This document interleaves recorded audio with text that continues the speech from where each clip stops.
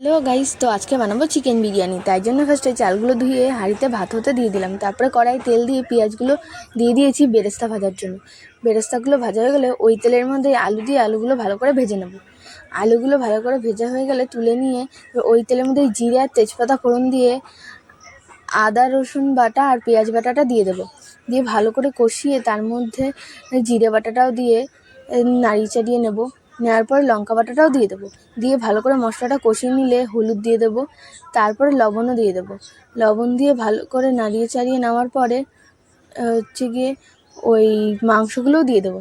দিয়ে ভালো করে নাড়িয়ে চাড়িয়ে গিয়ে কষে গেলে তার মধ্যে ভেজে রাখা আলুগুলোও দিয়ে দেবো। দিয়ে একটু ভালো করে নাড়িয়ে চাড়িয়ে মাংসটা হয়ে গেলে হাঁড়ির মধ্যে তেল মাখিয়ে ভাতগুলো দিয়ে তার মধ্যে বিরিয়ানি মশলা, আবার ভাত, তারপর গোলাপ জল, কেওড়া জল আর দুধ দিয়ে এবারে মাংসগুলো দিয়ে দেবো। এইভাবেই পুরো প্রসেসে লেয়ারিংগুলো করতে হবে। করার পরে হাঁড়ির মুখটা ভালো করে আটা দিয়ে আটকে দেবো। দিয়ে আধা ঘন্টা 45 মিনিট দম দিলেই রেডি চিকেন বিরিয়ানি। বিরিয়ানির লাস্ট শটটা নিতে ভুল হয়ে গেছিলো, মানে অনেকটা রাত হয়ে গেছিলো তো তাই জন্য। কিন্তু বিরিয়ানিটা খেতে দারুণ হয়েছিলো। একবার এইভাবে বানিয়ে দেখবে, তোমাদেরও ভালো লাগবে আশা করি।